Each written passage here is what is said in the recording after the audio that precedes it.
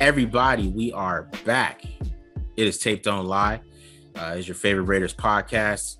You already know what you guys need to do. You need to hit the subscribe button. If you are new here, it's your first time here, hit the subscribe button. Like I said, we appreciate every single subscriber we have. And thank you for subscribing, leaving the comments, giving us great feedback. Try to interact with the feedback. We appreciate all you guys. Also, if you like the video, hit the like button. Go ahead and hit the like button. Go ahead and enjoy that. If you like the video, if you dislike the video, hit the dislike button. We like all engagement. Leave whatever comments you want to leave. We love it all. So go ahead and make sure you guys just keep interacting with us and keep getting with us on that. And then you make sure you follow us on Twitter. It's BD Williams at BD Williams 18. And it's me at the Mark John NFL, Marcus Johnson. Also, make sure you guys haven't subscribed to the Substack. Go ahead, check out the Substack. If you're brand new here too, we got a nice little Substack. We got a couple things we dropped this week. I dropped something on the offense, why the offense seemed to struggle at the end of the last two seasons. And we got BD doing the primer on Gus Bradley part 1. I think there's 4 parts, right? Right, BD? We got 4 parts coming. Yeah, I got 4 parts in the pipeline. So yeah, okay. stay tuned for that, Raider Nation. Yeah, stay tuned for that. So today, though, we're going to be talking about the players that need to make the most improvement on offense and defense for the Raiders just to have a successful season.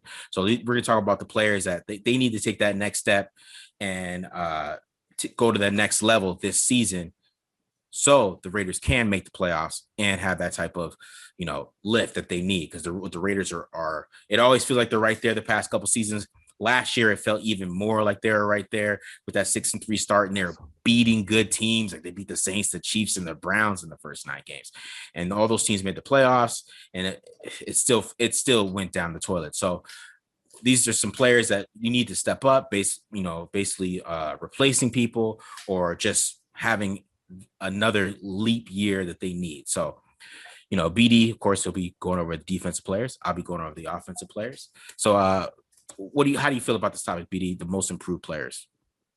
Well, first, before we get started, I just want to shout out at the subscribers. Okay. We got over 8,000 views on the Alex Leatherwood Trayvon Moore video. Okay.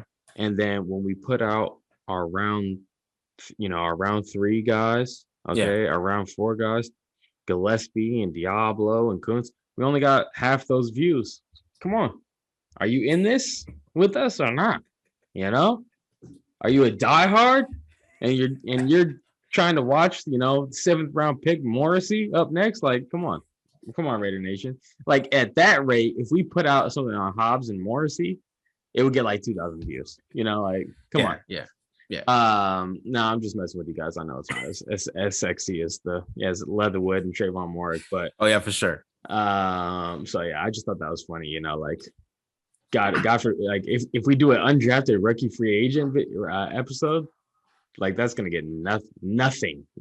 So I hope y'all with us. I hope y'all stay with us. People do love some Darius Stills though, man. They love some Darius Stills. And I guess they also like that wide receiver named Stoner. Dylan Stoner. Yeah, they just want the shirt on the back. Yeah, they just want that jersey. That's what they want him to make right? the team. Yeah, right. They just want him to make the team. Just so he makes that team. That's hilarious. Yeah, I feel it. There's another undrafted rookie free agent, Austin Carr, plays wide receiver.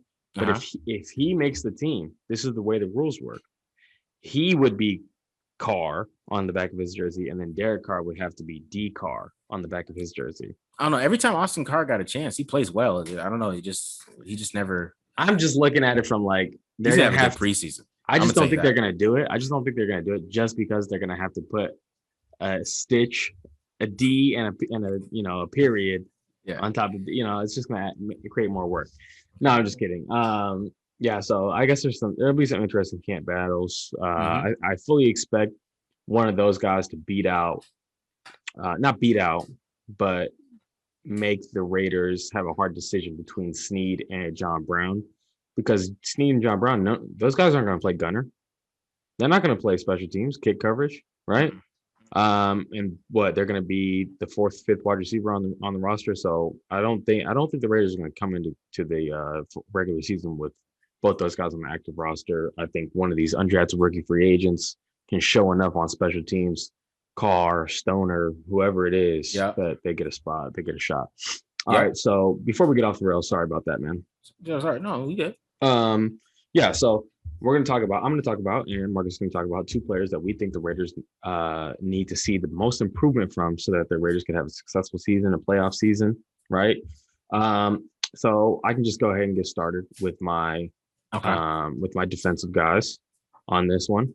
So first things first, I'm talking Clelin Ferrel. Everyone knows Clelin Ferrel, kind of a disappointing start to his career. If you're, looking at the billing of being a top 5 pick, and really he's got to improve as a pass rusher, an edge rusher first. So we see this pass rush rep against the Chargers, and you see that tackle, it was a prime moment for Clelin Ferrel to go with the long arm, but instead of going with the long arm, he goes for a rip, and I don't think he has the body closeness. I don't think that's a good move. And you see him struggle to turn that corner right there. I think that when I really pour through the tape, I think that his instincts are a little off when rushing the passer and coming with pass rush moves. And this is a good rep to show. Like, you see him kind of make that inside move. This is not a good looking pass rush rep. You see him make the inside move and then go for the outside spin.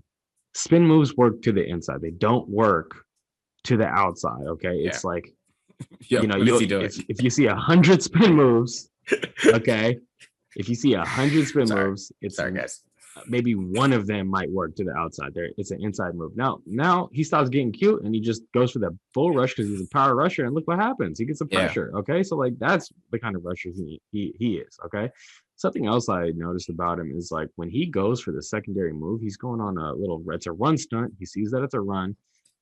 But like, are you gonna ever pass rush here? We're just gonna start patty caking with this guy. Like he's not. It's not clicking in his head. Like, oh, now I need to go for another move. Go for a rip right here. Go for something. He's not doing it. He's just playing patty cake. Here, and I think that this is another really good example of it here. I just don't. Like, you're not seeing it click in his head. Like, oh, I need to rip here. I need to arm over. I need to, do some kind of chop. We're just not seeing it click from when he needs to get to a secondary move where it's taken way too long. Now, as an interior rusher, I think that this is where he's going to get the majority of his pass rush reps, and we see him with a quick move. Okay. Now, I think that he generates a little bit of pressure here, toss the quarterback on the ground. So I like that. But I do want to say in this game, he didn't get his first pass rush rep as a 3 technique until the third quarter of this game. Okay. And it's tough to be successful and consistent when you're not getting consistent pass rush reps. Okay. This is another example when he goes for the arm over. I like that he's going for the arm over, and then this center posts him. Okay. The center posts him up, and he's got to realize, okay, I got to get to a secondary move, and it takes him 5 steps before he goes for a rip move. Okay. I don't understand why it's taking him so long to realize, I need to try and attempt another move here. And even though he gets that pressure, maybe that could have even been a more impactful play, right? It's just taking him too long to get to that secondary move. That's what he needs to improve on the most, whether it's edge rush or exterior rush. Okay. And here, finally, we see him spin to the inside. That's a good move. Again, needs to get to a secondary move, and he has no idea what to do. He's a one move guy. He's not getting to his counters. So that's really what Clelin Ferrel's problem is. Now, my next player is Damon Arnette, and I'm choosing Damon Arnette because I think that he is going to be the starting nickel. And so that means he's going to be a starter. First thing he needs to work on is his situational awareness. This is a 3rd and 1 play. 3rd and 1. What are you doing? Okay. You can't back up that far. 3rd and 1. The offense only needs 1 yard, right? He's got man coverage on this guy. They're in cover 1. Okay. And he's playing like, it's a 3rd and 20. All right. So this is a really poor play, situational awareness. Okay. On him, for him to back up to 7 yards and then just like take this really weird angle when it's clearly, an overrun. And then this is later on in the season. Okay, this is a 3rd and 11. You got to have slow feet. It's 3rd and 11, slow feet. There's no reason to bail out of there as far as he did. Gives up a first down. Okay, you got to protect the sticks. You want to see him back up, a little slower, fight to stay around the area of the sticks, get ready for that move, be there to contest this catch. That's poor situational awareness. Okay. Now, this is another thing that's going to come for Damon Arnette. Um, when you're a veteran, you're going to be in the film room, you're going to be looking at things. You don't need to be a savant of football to know that the Miami Dolphins are an RPO team. Okay. And, this is a situation where Damon Arnette needs to be able to see this because he's a professional football player. As soon as that number 2 goes out, and he should know, okay, this is this this is an RPO, this is a slant. I got to get in there on that. And you would like to see him disrupt that. Now, the other area that he needs to improve in is just being more consistent. This is from week 2. We see him get an inside release, okay, and when he's in cover 1, so he knows inside release means I have safety help over the top. I don't have to fight to get into the upfield shoulder of this guy. Okay. I can sit in the back shoulder, and he gets called for, I think, a defensive holding, and he gives up a catch there. Now, later on in the season, we see him improve. Okay. Inside release, same exact play, same exact concept. Inside release, don't panic, just slide into back shoulder position. That's perfect coverage right there. Great job. Nice. Okay. Nice. Now, week 1, he's in cover 2 this time. Perfect. Splits the zone. He can break on the flat, or he can go back and cushion the corner, comes up with a pass breakup in cover 2. That's a great job. Okay. Now, later on in the season, cover 2, instead of squeezing this, for some reason, I don't know why he's not squeezing this, he just runs to grass, not covering anyone, just gives up, like, what are you doing? So it's like, it's up and down for Damon Arnette. He gives a good rep, and then he gives a bad rep.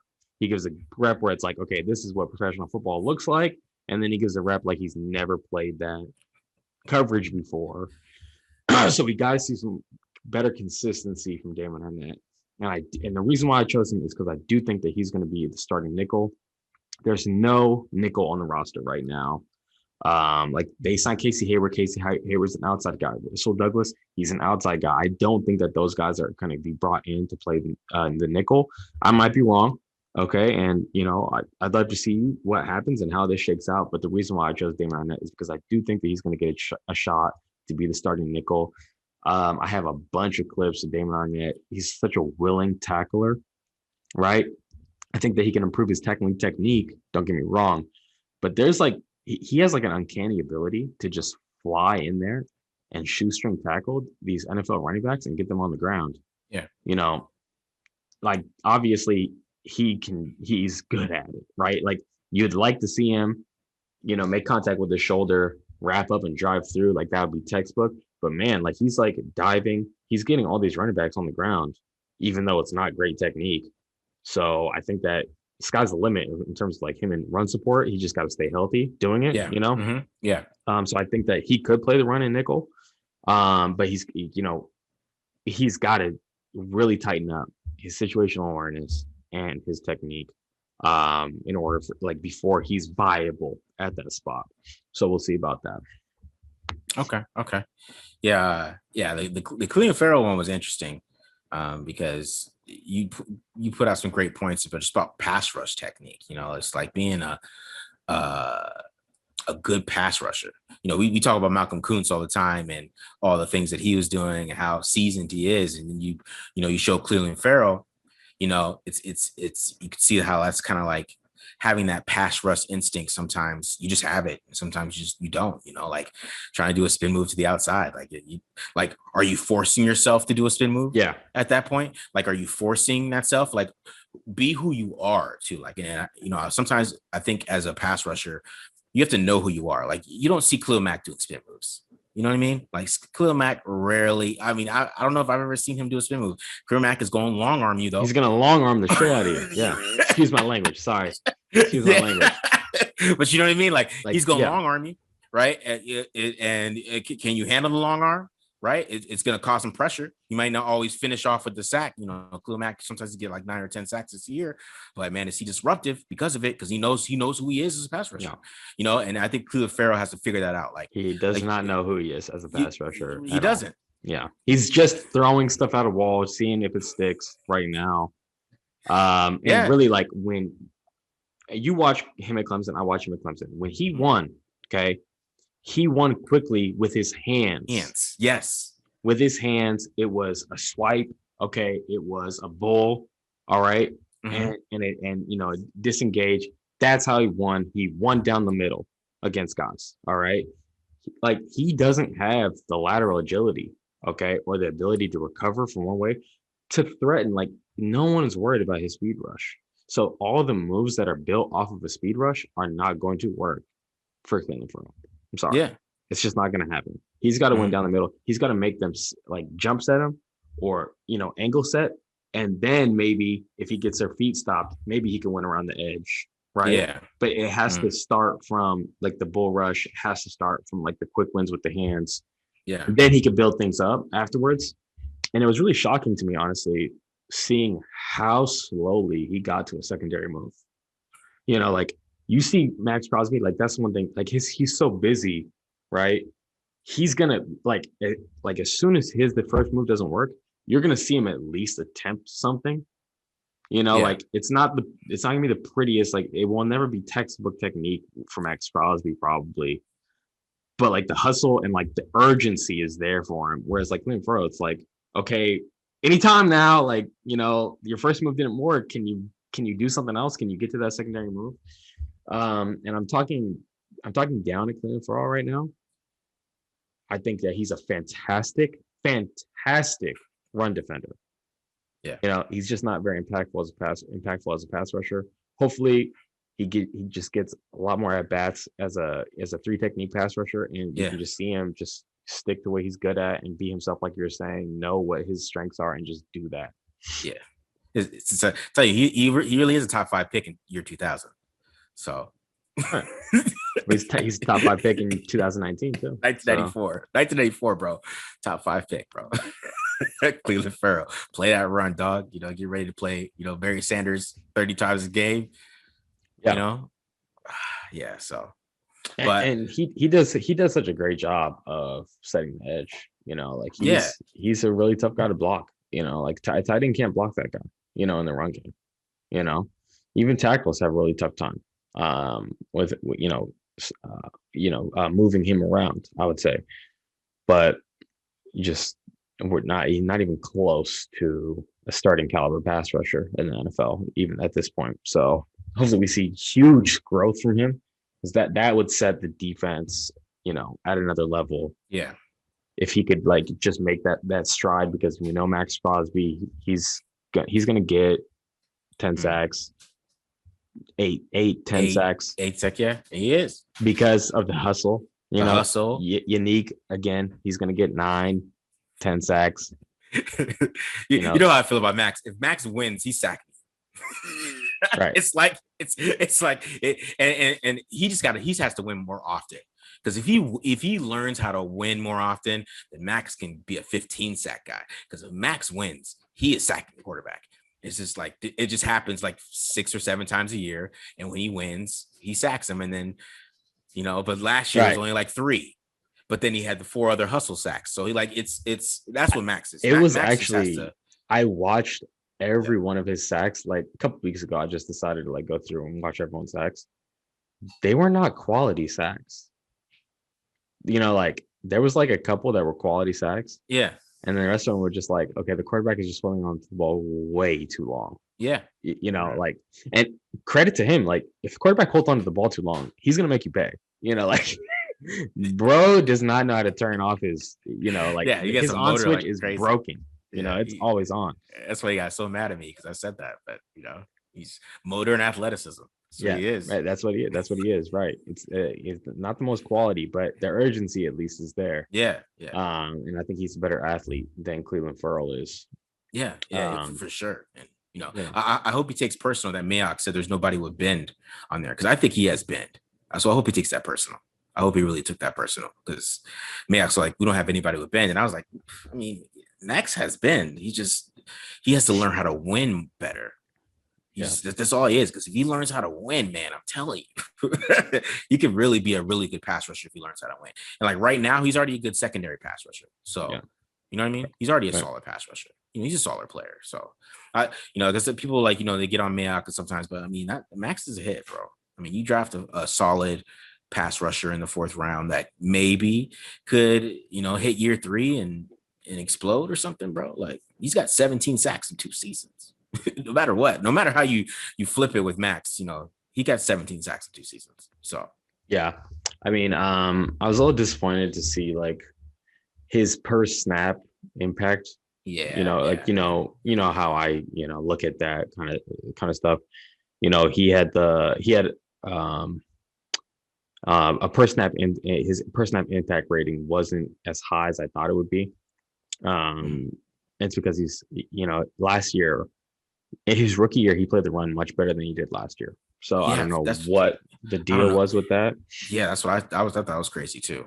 And we didn't see any new moves. Like he didn't go from his rookie year to his second year in the NFL. Like, okay, now I got an expanded pass rush repertoire. It was like, no, this is what you saw last year is what you get this year. Like it's going to be all hustle and attempting, cross chops. Like that's it. Yeah. So hopefully we just see like a little bit more repertoire. He's got the hustle. He's got that urgency. He's got that instinct where it's like, okay, if that quarterback's holding on the ball for 5-6 seconds trying to scramble, like Max Crosby's going to body slam, bro. So, if he has a couple more quick wins, he easily could be double-digit sack for the rest of his career. Yeah. I mean, to be fair to him, I mean, he talked about in the offseason a lot of the issues he had. So, I mean, hopefully with the full clean offseason, he can just straight up like go in there and work on his craft. Hopefully he gets better, because that would be great for the defense too. If he takes another step. I know you didn't break him down, but you know how it goes. All right. So let's go ahead and hit up this offense, which, I hopefully you guys don't get too mad at me. That's all I'm going to say. All right. Are you going for clickbait, bro? I'm not going for clickbait, but we're just gonna do it. All right. Sometimes the truth is hard, guys. Yeah. All right. So on my side, for the offensive improvements, I think it all starts with Josh Jacobs. And, Josh Jacobs, he had a down year, 3.9 yards per carry, whatever stat you want to look at. I mean, I know he got 1,000 yards, but he just was not as efficient as he was the year before. But what we're going back to this year, and we saw a whole revamped line, right? We got a whole revamped line, is we're getting back to outside zone, right? And that's where he thrived in 2019. So we're going to look at some tape here from 2019 of him, crushing it in outside zone. And he's a dynamite outside zone. Like, he reads it perfectly. Outside zone, you got the 3-way go, right? Cut back. You can take it outside, or you can go through the lane off tackle, right? And he always reads it. And, he sees that he can't go outside. He can't go off tackle. So what am I going to do? I'm going to take the cutback, right? And he takes the cutback, and he gets a nice little 12-yard gain there. That's him in outside zone. That is Josh Jacobs in outside zone. He does it so well. He sees it here. I got off tackle, right? Boom. I go straight in. I got off tackle, and I got it. Oh, look at me. And I'm going for 45 or 50, right? That is him in outside zone. Like, he is so good in outside zone. Like, if he's up there with the Nick Chubbs, the Dalvin Cooks in outside zone and reading it, that's what he does best. He reads outside zone and zone run game. He is so good at it. He just rumbling guys over. Look at it. That's just what he does, man. It's so good. And moving from Ronnie Hudson and Gabe Jackson and guys like that, it's what's going to happen and really help this team out and help him in outside zone and help them get back to that zone run game, because they ran a lot of power. They were like 5th in power last year, 14% of their runs. But the one thing that Josh Jacobs got to get better at, guys, and we got to really talk about this, is short yardage and inside the 5. Okay. Now, he had a 27% touchdown rate. He had 18 carries inside the 5. He had 5 touchdowns. Okay. For comparison, Alvin Kamara had 12 and 9 touchdowns. Okay. And you see, he just dances a little bit too much for me, at the goal line. Like, here, he's just got to hit this hole, right? It's blocked up. You got 23. You make 23 tackle. You play behind your pads, right? He's already getting burn rushed anyways, but he decides he wants to stop. He sees Colin Miller guy get beat. He stops which just stops his momentum and stops him from keep going and moving the pile, right? And that's what you want to see in short yardage, and you want to see in the goal line, because you can move the pile really well if you play behind your pads in the goal line. You see here, he's going to get a little too cute too here. This is 3rd and 1 against the Chargers again. And that first play, that was for a field goal too. That led up to a field goal on that first play. The second play, they end up converting this, and they did get a touchdown later, but you still see it, right? You got Gabe Jackson. He's about to get to Chris Harris. You got Alec Ingold. He's about to get up to 44. And he just has to follow them.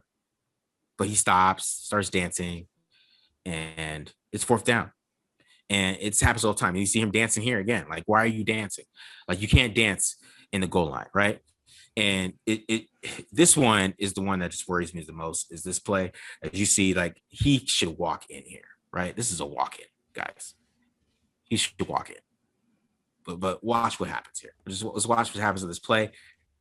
He just runs into Alec Ingold's back. I don't understand it. Like, this is a walk-in touchdown. Even Derek Carr thinks it. Look at Derek Carr with his hands up. I don't know what Josh Jacobs is looking at, but this is where he has to improve, because he could have had 20 touchdowns last year.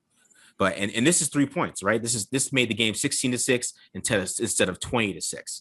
So he has to improve down there. If he doesn't, I don't know. They got to find some back that can do it if he can't do it. But they gave him the ball too many times inside the 5 or in the short yardage. But the other guy who needs to improve the most and who needs to take the spot, I believe, of Nelson Aguilar is Bryan Edwards. I think Bryan Edwards has to take the next step, and I think he can. And you can see it here, right? He, against off coverage, he is so good. All right, like watch him, the suddenness in this route here, right? Just a little jab step, just a little bit, and the arm over. It creates a separation. Watch it again. Little jab step, create the arm over. High point the football. Just beautiful, right? And that's what you want to see from Bryan Edwards. And also a thing I like from him is he is just a dig guy. Like, he just kills it on dig routes. Right. He adds a lot of yak. He reminds me of a poor man's AJ Brown. And I know you guys are gonna maybe get mad at me about that, but it's the way he plays on dig routes, the way he creates yak. You see it here, just a little dump off. He gets 12, right? And you'll see it again here, running the Yankee concept.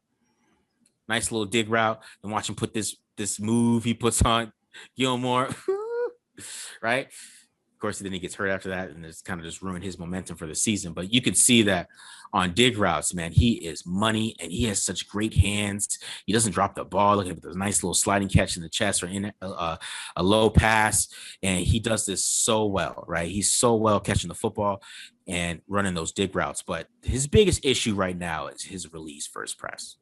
His release first press is a little worrisome, and he has a really bad false step that we're going to talk about here, right? So this is him trying to work in the red zone. He's got a little fade route jump ball. He loses right there, right? But, let's take a little deeper dive here. Like, look at this step. Like, he just all that wasted movement on that false step right there. And then he has to come up, and it allows the corner to mirror him easily. And you're going to notice that a couple other plays that I show. And now he can't high point the football because the corner has position on him, and he's able to break up the pass. And you'll see it one more time. The false step, look at he's going backwards before he's going forwards, right? You can't do that in the NFL. I mean, you can get away with that, in the SEC. With the NFL, if you're going backwards before you're going forwards, it is not going to work. That corner is just going to mirror you easily. He's not going to worry about your speed or anything. Watch him against Stephon Gilmore here, right? And you're going to see it again. That false step going backwards, and Stephon Gilmore doesn't have to worry about anything at this point, right? He just right there, he's all over it, breaks the pass up, almost picks it off, right? And that's basically all on the false step, right? And he's a physical guy, and you'll see it. Like, sometimes it doesn't even matter. He'll have the false step, and he still goes for 20, right? This is against Marshawn Lattimore, one of the better corners of the league, right? He can't get separation, but he's just such a beast that he just caught the ball anyways, right? Because it was a good, accurate pass from Carr in a good spot, right? And he was able to still win. But I'm gonna show you like what a good release looks like. Watch Darren Waller right here, right? No wasted movement. He's right into it. He's beating Renfrow off the line, right? And that's kind of what you want to see from your wide receivers. Just no wasted movement. It's just perfect right there, right? And I think that's where Bryan Edwards needs to get to, is where he has that better release, where he doesn't have that false step, and he can beat press coverage. Because with that false step, man, they're not worried about him, what he's going to do, or if he's going to run past him. He's not fast enough to create that type of, worry that a corner has that he's going to beat them deep, right? He's not fast enough for that. So he has to get into his release quicker, and he has to beat press, and he has to get it where he's able to be physical with players like that, like Stephon Gilmore. Like if you see, okay, you're gonna take a false step, all right, I'm just gonna mirror you a little bit. I ain't gotta move, I ain't even gotta touch you, and then you're not gonna get up on me quick, right? So it's easy for him. It's easy for them. Even like the catch he had on Marshawn Lattimore, he was not open at all. You know what I mean? Like he did not create any separation right there with that false step. So I think that's something he definitely needs to work on and to get better at. And I think if he can have a better release, get first press, and find a way to get into his route quicker, and and try to beat press quicker, I think that he could take a real big next step. But that's like his biggest issue, and I think that's something that's fixable, and that's something he can work on in the off season, is work on his release. And it's not like he's dropping passes or things like that, because if he has a free release, he's a damn good wide receiver. So yeah, those are really good. Then like getting into the nitty gritty, right? Yeah. And the first thing about Josh Jacobs is, did you see? Because I always thought that he ran well behind Alec Ingold as a rookie. Like, why, or did he not? And I'm mistaken.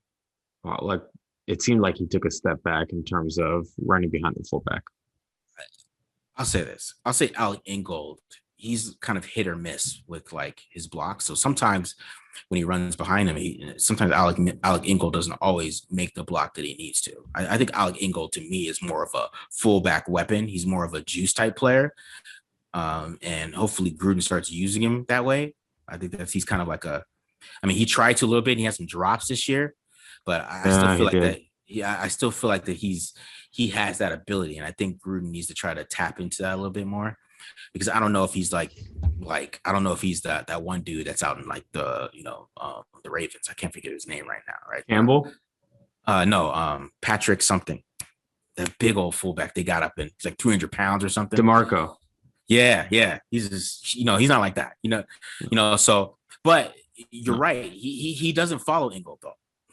So even if Ingold does make a good block, sometimes he's not there, because the Browns play, that's a good block by Ingold.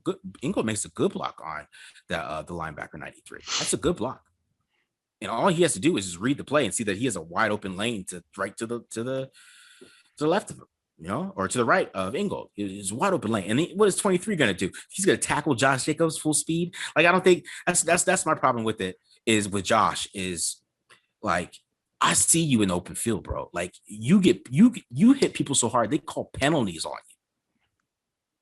you. Like, they don't call those penalties on anybody else. I've never seen it. I've never seen them call any of those penalties that Josh Jacobs gets for running people over on anybody else. And they're all in the pass game. Yeah. But he needs to run like that in the goal line. Yeah. Like if he just hit those holes full speed, but like he'll stop and like he'll think too much. Right. You know what I mean? Like he just has to be decisive. Too much. Yeah. He has to be decisive and just hit the hole. Right. If he hits those holes, one, he's gonna move the hole, because one, he's hard to handle and tackle straight up. So he's gonna stand up. And then what happens when you get stood up in the goal line? Your linemen come behind you and they push you into the end zone. And I think he needs to create more of those situations where he's getting stood up, right? Because if you're stopping, your legs aren't moving. But if he's creating those situations where his legs are still moving, hitting those holes, I think he can create more situations where the lineman can get behind him and those dudes can just push him into the end zone. And he's 18 touchdowns. He should have had like 18 touchdowns last year, bro. Let's just keep it real. He should have had like 18, 19 touchdowns. The whole offensive, like the whole run game took a huge step back from 2019 to 2020. And we can't say, oh, it's because Rodney Hudson struggled against, like quality nose guards, in the run game. Yeah. We can't say, it's because Trent Brown wasn't there. Yeah, like those were factors, but Josh Jacobs also deserves some of the blame. There was definitely some obvious vision problems, issues. So it was like a perfect storm. Offensive line not getting it done, musical chairs on offensive line, and then also Josh Jacobs, I think, taking a step back. And I do think that Kenyon Drake is more than a backup. I think he is, to some extent, a little bit of an insurance plan. If Josh Jacobs, can't get it, the cobwebs, shaken out, and get some of these issues figured out, like we're going to see Kenyon Drake slowly take over some of the workload. Because sorry, but I will say this. I mean, Kenyon Drake was 9 for 21 inside the 5. So in comparison to Josh Jacobs, who was 5 for 18. Okay, there you go. Yeah. So maybe that you might be on, because right, if Gruden wants to run the ball inside the 5 on first down, he's gonna need that guy who can, just hit the hole, bro. Yeah, it's a will thing. It's a will thing. Like, it's not gonna be blocked up perfectly down there. It's gonna be bodies are flying around, and like that's why Marcus Allen was so good at it. He was like, no, I'm getting into the end zone. I will jump over and land on my head. I don't care. LT too, right? Right. And then going to Bryan Edwards, the one thing that I want to say is I was taught this in college, and I teach this when I'm like working with some high school players, and they're trying to beat press. If you have a staggered stance, like your front foot is like way in front of your back foot, right? Mm-hmm. You have that stance against off coverage. That's like, like a stand up running stance. You're going straight. Okay. So you can go straight forward. When your stance is like that, you can only go forward. Right now, if you got someone right in front of you and you have that wide stance, like where your front foot is like so much further in front of your back foot, right? Mm-hmm. You can only go straight into the cornerback when they're in press. Yeah. And when you're trying to be pressed, you want to go side to side. Okay. And so what I've been taught and what I teach high school players when I work out with them is, instead of having that staggered stance, you got to shorten your stance up a little bit, so you're able to get that back foot in the ground and go to the side, right? One way or the other, you can plant off that back foot and go to the side immediately without taking a false step. Whereas he's having to, because he's against press with that wide stance, with that really like that long exaggerated like running stance, he has to take a step back so that he can step to the side. Like, screw that. Just line up how you want to create that lateral movement without having to take that false step. So yeah, it is a false step. It's something that can be corrected. Not sure why it wasn't corrected. I'm sure Edgar Bennett knows way more about that than I do. You know what I'm saying? But I'm saying I know it, and it's definitely an issue. And to your point, like no corner in the NFL except for maybe like Buster Screen or someone like that is going to be thinking, oh, this guy can beat me. This guy can beat me in a race. I think Buster Screen is like notorious for having like a really bad 40 at the combine. I might be wrong. Maybe he ran fast. Buster Screen. Buster Screen. That's me. But no one's thinking, oh, he's gonna beat me in a race. Yeah. So whereas he can win with physicality, but his release game, it's got to improve, for sure. And then when you're talking about the digs, John Gruden does such a good job of calling digs. Yeah. That's a highlight of John Gruden's play calling. Like, he knows when to call that dig. Derek Carr knows, okay, this is the coverage we think we're going to get. That dig's going to be open. Yeah. That's a great play call. I'm looking there. That's my first alert, and I'm going to hit it if it's there. So, yeah, I mean, if he can improve against press and, be just a more volume receiver, he's going to eat because John Gruden's going to call. John Gruden likes the possession game, and that's what Yeah. Bryan Edwards is. So, but yeah, we got to see some finer details for sure. Yeah, for sure. Yeah, but I still think he's gonna be a real good player because I still think he's gonna be able to eat on those dig routes. So that's all he did, and I think that's what he was. I think that's what he's about to do, like play action dig Bryan Edwards. Yeah, I feel like that's the future right there. Is him hitting Bryan Edwards on digs and him using his yak ability. Because he does have good yak ability too, man. He's very good in the open field. That's what I'm saying. He's not the fastest guy in the world, but he's got some wiggle, man.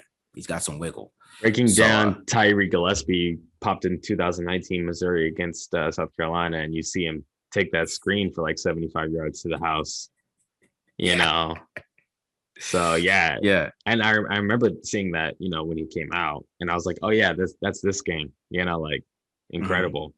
Yeah, so incredible. Doing that against the SEC, doing that against like there's like 3 or 4 players in that back seven who are going to the NFL too. So it's not like he did that against Troy or something like that. Exactly. So I mean, he's got some yak ability. So I think he's got some upside, man. I really think he has some great upside to take the next step and maybe take Aguilar's reps, man, for sure. Yeah, and I think it just comes down to it, like.